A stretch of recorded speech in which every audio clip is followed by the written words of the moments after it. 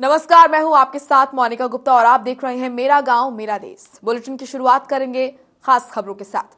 हरियाणा के मुख्यमंत्री मनोहर लाल ने अधिकारियों को मुख्यमंत्री अंत्योदय परिवार उत्थान योजना के तहत चिन्हित परिवारों की आय बढ़ाने के अथक प्रयास करने के निर्देश दिए हैं।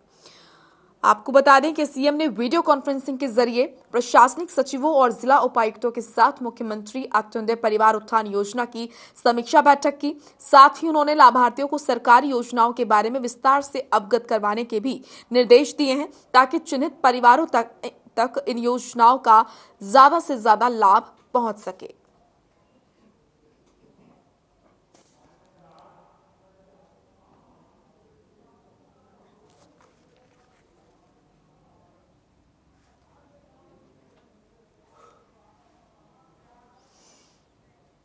चलिए, आप खबर जींद से है, जहां डिप्टी सीएम दुष्यंत चौटाला ने आपको बता दें कि निर्माणाधीन मेडिकल कॉलेज का दौरा किया।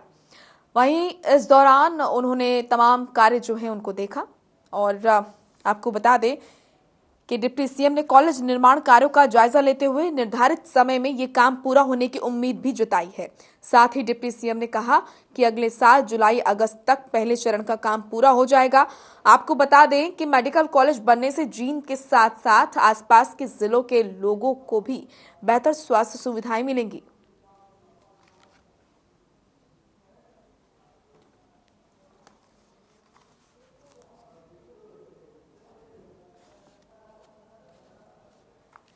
इसके अंदर ये रैंप बड़े वाली के लिए पूरी तौर पर लोगों को हम समर्पित करें। आज उसी को मॉनिटर करने के लिए, देखने के लिए हम सब यहाँ आए थे और खुशी है कि जो एक्सपेक्टेड टाइम है उस पर इस मेडिकल कॉलेज को हम कंप्लीट कर पाएंगे। और सबसे अच्छी चीज़ है कि एक ये ऐसी सौगात होगी जींद के लिए जो जींद और आसपास के ज़िलों के हेल्थ इंफ्रास्ट्रक्चर को एक नई दिशा देने का काम है। मैं तो ये मानना है कि जिस तरह से टीम ने इस स्पीड से काम किया है, जो हमारा टारगेट अंत तक है, कोशिश करके उसको भी हम प्रीपोन करेंगे कि जुलाई और अगस्त के बीच में इस प्रोजेक्ट को हम अगले साल तक कंप्लीट करवाएं। तो रोजगार के अंदर दो हिंड्रेंस जरूर थे इलेक्ट्रिकल डिपार्टमेंट के। बड़ी केबल लाइंस है, मेरे पीछे भी आप देखोगे एक जा रही है, उसका भी टेंडर वर्क पूरा हो चुका और मैं उम्मीद करता हूं कि अगले महीने से उसके भी रिमूवल का काम शुरू करेंगे।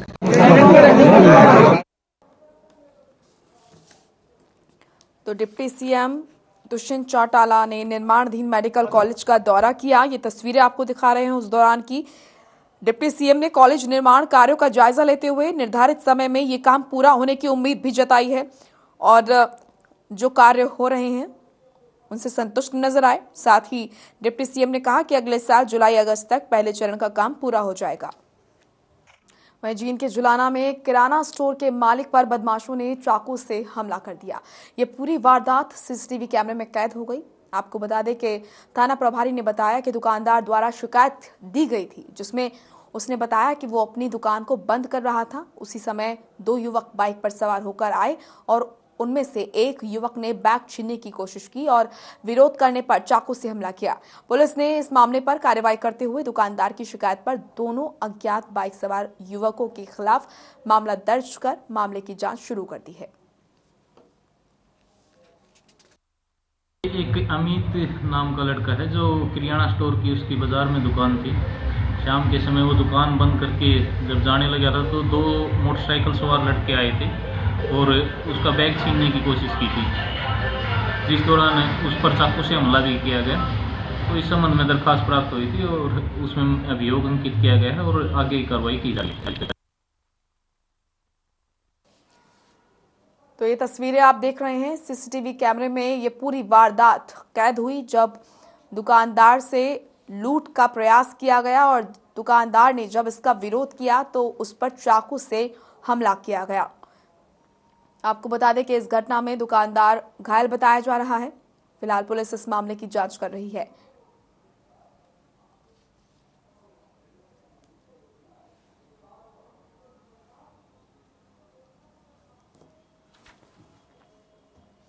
वहीं पंचकुला सेक्टर 5 थाना पुलिस ने सेक्टर 11 में से 30 मोबाइल और 5 लैपटॉप चोरी करने के मामले में 2 आरोपियों को गिरफ्तार किया है। पकड़े गए दोनों आरोपियों से पुलिस ने चोरी किए हुए लैपटॉप और फोन बरामद किए। वहीं पुलिस पकड़े गए आरोपियों में से एक आरोपी को पंचकुला की जिला अदालत में पेश पुलिस ने किया और आरोपी को न्यायिक हिरासत में भेज दिया है।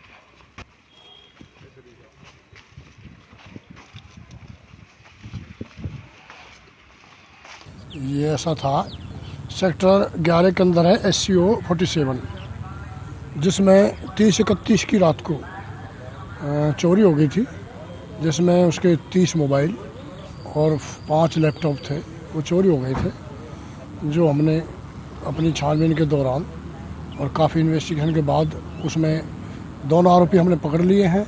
उसमें पहला आरोपी था सन्नी, जिसको हमने 3 तारीख को अरेस्ट किया था। उससे हमने 18 मोबाइल और 2 लैपटॉप हमने रिकवर किए थे।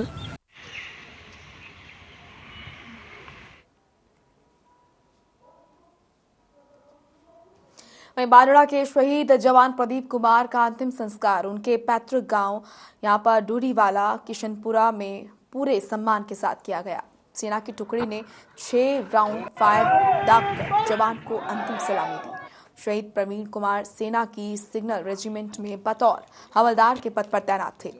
जवान प्रवीण सैनी ड्यूटी के दौरान ही जरूरी काम के चलते अपने गांव में आए थे, तभी अचानक दिल की धड़कन रुकने की वजह से उनका निधन हो गया।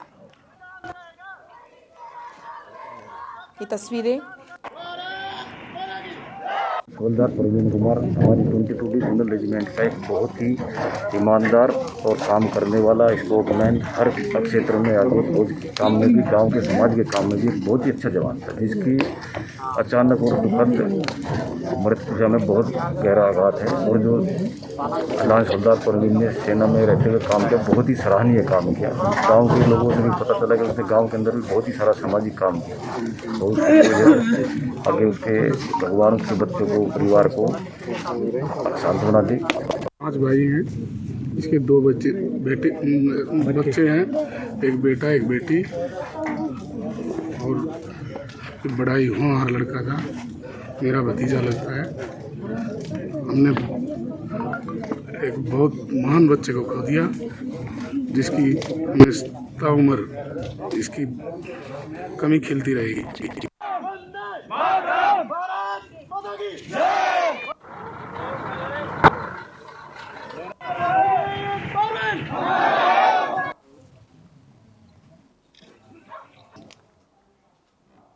वहीं करनाल के एफएड इंडोर गोदाम में करोड़ों का अनाज सड़कर बर्बाद हो गया। 5 साल पहले बने गोदाम पर छत नहीं है, लिहाजा बरसात की मार से यहां रखे गेहूं के लाखों कट्टे खराब हो गए। विभाग के अधिकारियों ने अनाज का बेहतर रखरखाव नहीं किया, जिस वजह से गेहूं पानी में भीग गया। इस अनाज की देखरेख का जिम्मा हैफेड ने एक प्राइवेट कंपनी को दिया था। हैफेड ने जिस इंडोर गोदाम में लाखों कट्टे रखे थे, उसे हाईटेक गोदाम कह सकते हैं। 4 दीवारों के बीच रखे गए गेहूं के कट्टे बरसात में भीगते रहे और पानी की निकासी नहीं हो पाई, जिसकी वजह से यहां पर रखा सारा अनाज बर्बाद हो गया।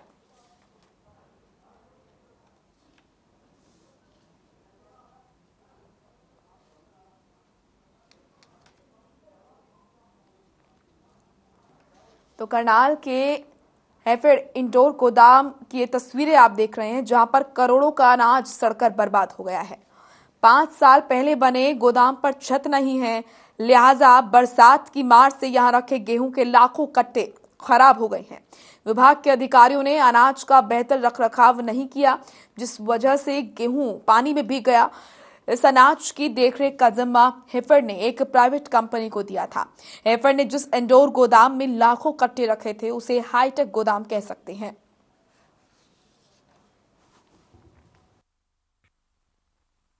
स्थिति ठीक है सर, नीचे की भी छाइयाँ हैं, थोड़ा जैसे 2 साल हो गए क्रॉप को लगे हुए, तो नीचे की भी छाइयों को एक बार अपग्रेड करना पड़ता है। बागदाना चेंज होता है, अपग्रेड करा के उसको फिर भेजा जाता है। तो दूसरे गोडाउन की जो स्थिति है वो क्या है? दूसरे गोडाउन जो प्राइवेट चला गया है, हाँ जी, वो प्राइवेट कंपनी हो गया, इंचार्जशिप हमारी होती है। कौन सी कंपनी को गया हुआ है? ओरिगो। कब दिया था वो स्टॉक? ये मई जून में। कितना है वहाँ पर स्टॉक कितना? वहाँ पे स्टॉक टोटल तो 6 लाख कट्टे थे, जी। जिसमें से 3 के करीब डिस्पैच हो चुका है। 2.5 लाख कट्टा अभी आरओ कट्टे हुए हैं, वो डिस्पैच होना है। कुरुक्षेत्र में भारतीय किसान यूनियन ने आरोप लगाया कि किसानों को सूरजमुखी का बीज उपलब्ध नहीं हो पा रहा है, जबकि मार्केट में सूरजमुखी के बीज को ब्लैक में बेचा जा रहा है। भारतीय किसान यूनियन के प्रदेश प्रवक्ता राकेश बैंस ने बताया कि उन्हें शक है कि अधिकारियों की मिलीभगत से ही सूरजमुखी के बीज की कालाबाजारी हो रही है, जिसे लेकर उपायुक्त को शिकायत भी की जा चुकी है, लेकिन अभी तक इस पर कोई सुनवाई नहीं हुई है। आज की मीटिंग का मेन उद्देश्य था सूरजमुखी की फसल के बीज ना उपलब्ध होना किसानों के लिए, और दूसरा उद्देश्य था स्पेशल गरदौरी जो खराब हो चुका है उसको लेकर। आज की मीटिंग में हमने निर्णय लिया है कि पिछले कई दिनों से ब्लैक मार्केट में जो है बीज उपलब्ध है, जबकि दुकानों में बीज उपलब्ध नहीं है, जिसको लेकर हमने प्रशासन से कई बार बात की, पर प्रशासन ने हमें एक चिट्ठी दिखा दी कंपनी की तरफ से कि हमने बीज नहीं दिया। पर हमने प्रशासन को थैलियां दिखा दी कि ये थैलियां हैं, इनका बैच नंबर ये है, आप चेक करिए कहाँ से बीज आ रहा है। वहीं शनिवार सुबह एक बड़ा हादसा हो गया। धुंध की वजह से सड़क न दिखाई देने के चलते अनियंत्रित होकर एक कार समालका स्थित नामुंडा नहर में गिर गई। कार में पति पत्नी सवार थे। पति तो बाहर निकल आया, लेकिन कार समेत पत्नी नहर में बह गई। पीड़ित ने घटना की सूचना पुलिस को दी। मौके पर पुलिस और गोताखोर पहुंचे, जिन्होंने महिला के शव को खूबड़ू नहर से बरामद किया।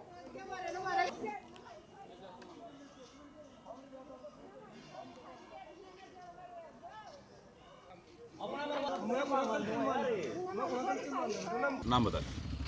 ये जितेंद्र है, राम सिंह का गांव पर ढाना है। इसका सूचना मिली थी कि भाई गाड़ी अल्टो गाड़ी है, नहर में गिर गई है। ठीक है, मौके पे पुलिस आ गई, गांव वाले निवासी भी आ गए थे आसपास के, और गाड़ी को निकाल दिया है। और लेडीज का अभी पता नहीं चला, नहर में वो हो सकता बह गई है। महिला इसके जो गाड़ी वाला उसका घरवाली थी, वो सोनिया पत्नी। क्या कुछ धुंध की वजह से है या क्या लगता है? हो सकता धुंध की वजह से, कोहरा ज्यादा था, उसने आगे दिखाई नहीं दिया, इस कारण वो गाड़ी नहर में गिर गई।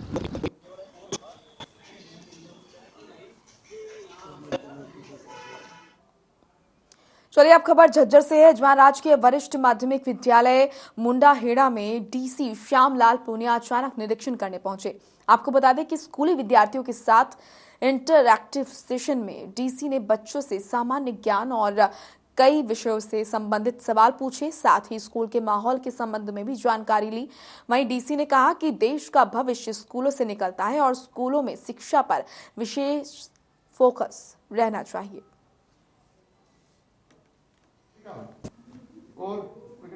में वही ग्रामवासियों से बातचीत हुई है, तो काफ़ी सकारात्मक इनका रवैया है, और मैं आगे भी इनसे अपील करता हूं कि स्कूल को ऐसे ही सहयोग देते रहें। इसमें कोई पुराना जो भवन है वो कंडेम घोषित हो गया, इसको भी जल्दी से जल्दी इसको तुड़वा के और आगे नई बिल्डिंग बनाने में प्रोसेस बढ़ाया जाएगा। और साथ ही जो पीने के पानी की समस्या स्कूल में बताई गई मुझे, उसका भी समाधान करवाया। बच्चों से भी बात की है और स्टाफ भी इधर उधर मिला से। बच्चे ठीक हैं, बच्चे अपना पढ़ाई कर रहे हैं, थोड़ा और मोटिवेट करने की आवश्यकता है बच्चों को। अभी कई दिनों बाद में स्कूल खुले हैं, तो मैं समझता हूँ धीरे धीरे करके बच्चे लय में आ जाएंगे। और स्टाफ को भी हमने एडवाइस किया कि बच्चों को ठीक से थोड़ा, कोविड के बाद में जिस हिसाब से बच्चों में मनोवैज्ञानिक दबाव बना है, उसको ध्यान में रखते हुए शिक्षा सुचारू। वहीं जींद में deputy CMO doctor Paleram Kataria ने जानकारी देते हुए बताया कि कोरोना मृतकों के आश्रितों के खातों में 50-50 हजार रुपए की राशि डाली जा रही है। 50 से ज्यादा आश्रितों के खातों में ये राशि डाली जा चुकी है और बाकी बचे लगभग 150 आश्रितों के खातों में जल्द ही ये राशि डाली जाएगी। साथ ही उन्होंने बताया कि कोरोना से अब तक 546 लोगों की मौत हो चुकी है। इसमें से 174 के आश्रितों ने आवेदन किया है।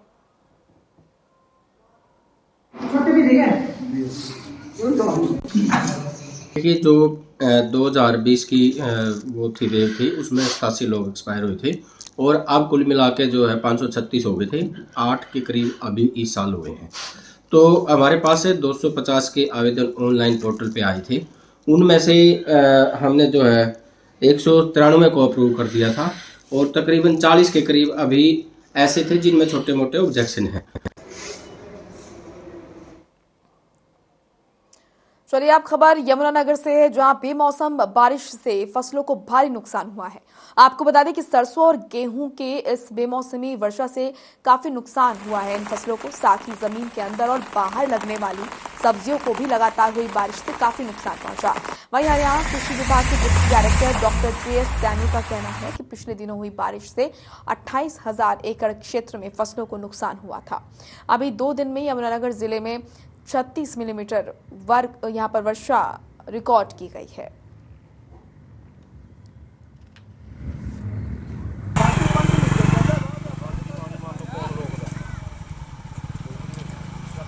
तो यूरिया की खपत किसानों को पीलापन देखते ही वो सोचता है कि यूरिया में डाल दें। तो किसान को जहां अमोनियम सल्फेट अवेलेबल है तो अमोनियम सल्फेट का स्प्रे करें, या पीलापन दिखता है तो नैनो यूरिया हमारे पास डिस्ट्रिक्ट में काफ़ी मात्रा में अवेलेबल है, तो नैनो यूरिया का हम स्प्रे कर सकते हैं और पीलेपन की समस्या दूर हो सकती है। हमने जो 23-24 को बारिश हुई थी उसका सर्वे कराया था। करीब हमारे यहाँ 28,000 एकड़ में ये फसलों में नुकसान हुआ था और जैसे लगातार कल से बारिश जारी है।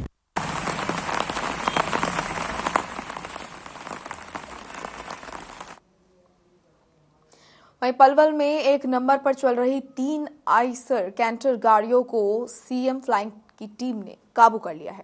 आपको बता दें कि तीनों गाड़ियों का एक ही मालिक है, जो काफी दिनों से RTO विभाग की आंखों में धूल झोंक कर गाड़ियां चला रहा था। जब CM फ्लाइंग की टीम को इसकी भनक लगी तो तीनों कैंटरों को मालिक और ड्राइवर के साथ पकड़कर शहर थाना पुलिस को सौंप दिया। फिलहाल सिटी थाना पुलिस ने गाड़ी मालिक के खिलाफ धोखाधड़ी का केस दर्ज कर लिया है और मामले की जांच शुरू कर दी गई है।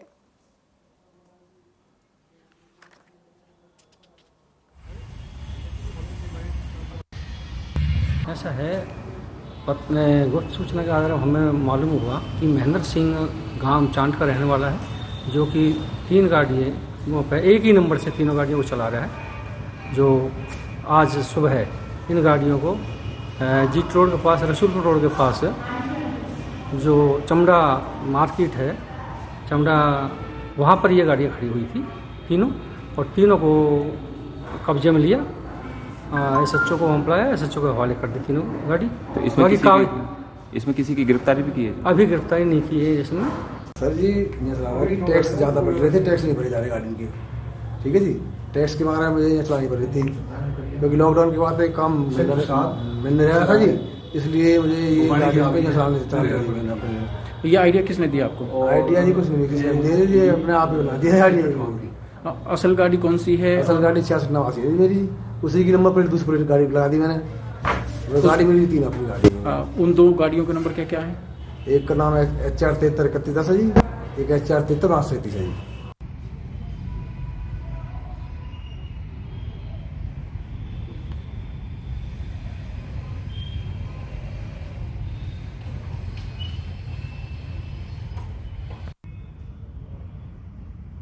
किया।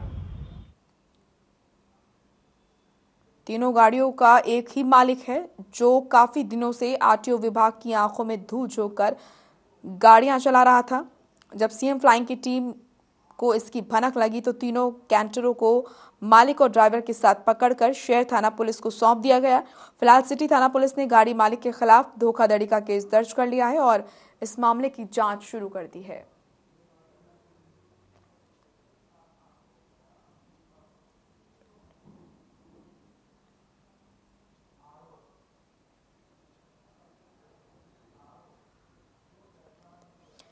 तो पलवल में CM फ्लाइंग की टीम की ये बड़ी कार्रवाई देखने को मिली, जहां पर 3 गाड़ियों को काबू किया गया और गाड़ियां 3 थी दरअसल और नंबर प्लेट 1 थी। तीनों गाड़ियों का मालिक एक ही बताया जा रहा है। फिलहाल आपको बता दें कि यहां पर कैंटरों के मालिक और ड्राइवर सहित गिरफ्तार किया गया है, गिरफ्तारी हुई है और पुलिस इस पूरे मामले की जांच में जुट गई है। तो शाम में कंक्रीट फैक्ट्री से चोरों ने 6 मोटर वाइब्रेटर और लाखों रुपए का सामान पर हाथ साफ कर दिया। फैक्ट्री मालिक अनिल कुमार ने बताया कि चोर फैक्ट्री से 2 समर्सिबल की मोटरों के साथ ही 6 मोटर वाइब्रेटर, 8 बंडल तांबे की तार और लाखों रुपए का सामान चोरी कर ले गए, जिसकी शिकायत पुलिस को दी गई। वहीं शिकायत पर पुलिस ने अज्ञात चोरों के खिलाफ मामला दर्ज कर छानबीन शुरू कर दी है। इसमें है ना जी, हमारी 2 तो समरसीवर की मोटर लेके गए हैं जी, और 4 हमारी वाइब्रेटर की मोटर लेके गए हैं। और चोर कम से कम 4 या 5 की संख्या में थे। बहुत हैवी मोटर थी, और समरसीवर की भी मोटर बहुत हैवी थी। और कम से कम आप ये लगा के चलना जी, 10 बंडल वायर के लेके गए हैं। मतलब सारी वेल्डिंग रोड की लीड ले गए, सारी वेल्डिंग रोड की जो बड़ी बड़ी वायरें थी और जो वाइब्रेटर की वायरें थी, कम से कम ज़्यादा नहीं तो हज़ारों मीटर तो डोरी गई जी, और 6 मोटरें गई। और ये खाली कॉपर का सामान लेके गए हैं जी। मतलब और 4 या 5 की तादाद में जो है ना चोर थे, पूरी दीवार फांद के पीछे से आए हैं और ये वारदात को अंजाम दिया है।